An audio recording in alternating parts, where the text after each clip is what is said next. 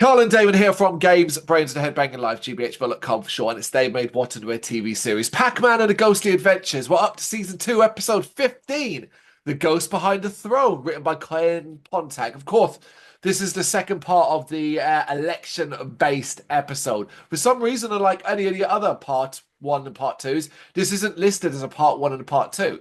Yet it quite clearly, obviously, continues the story from the previous episode, where Obtuse now wins the election and President Spiros has been ousted. Yay! They've down with with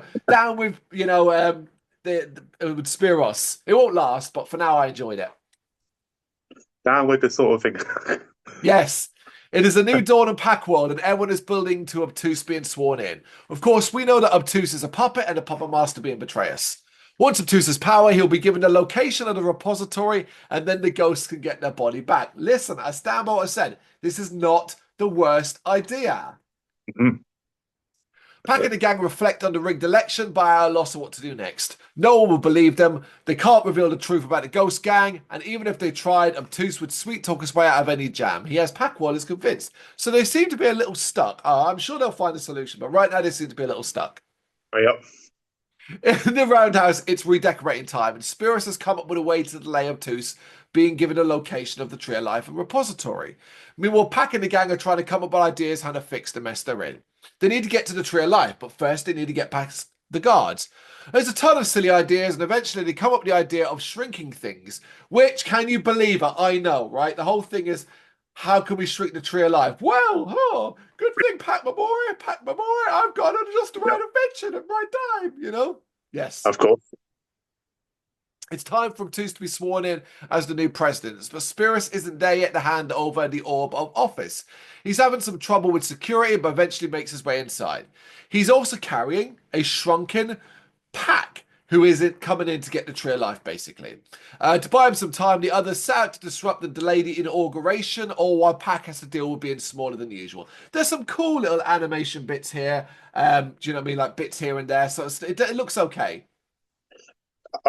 I think overall, this two-part episode is actually probably one of the best, probably up there. So, It's enjoyable. It's telling a story, which is yeah. sometimes more than we get.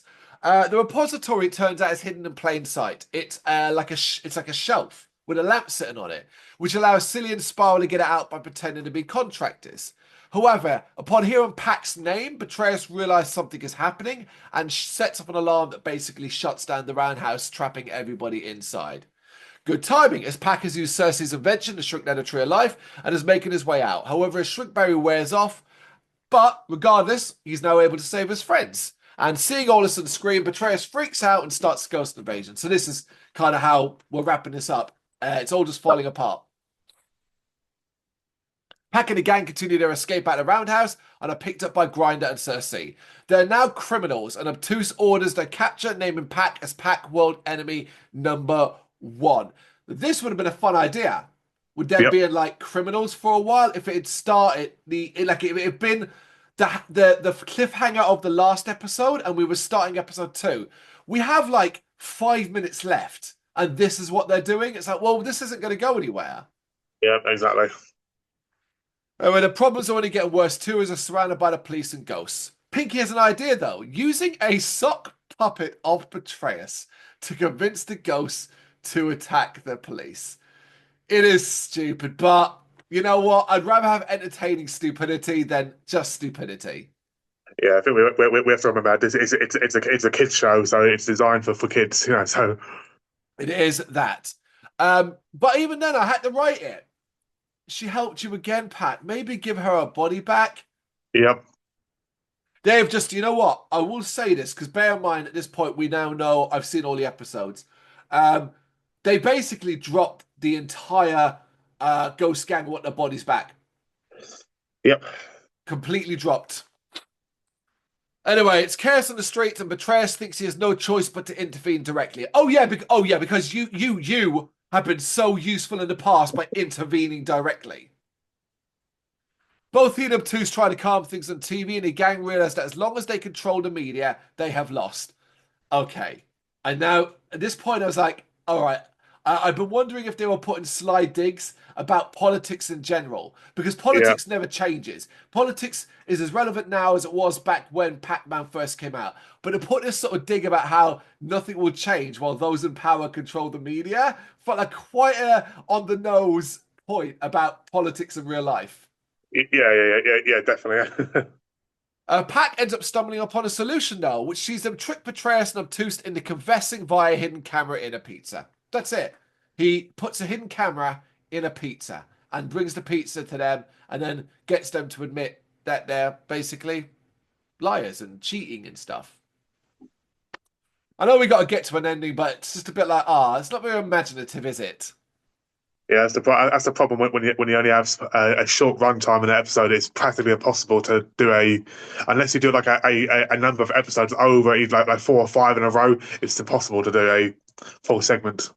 At least the deeper one for sure. But all Pac will see this and hear this, resulting in a mob chasing Obtuse and Betrayus out of the roundhouse. It looks like their plot has failed. And finally, in the end, Spears is just re-elected and it's back to normal, which I was really disappointed about. I thought, oh, well, here's an opportunity for them to move.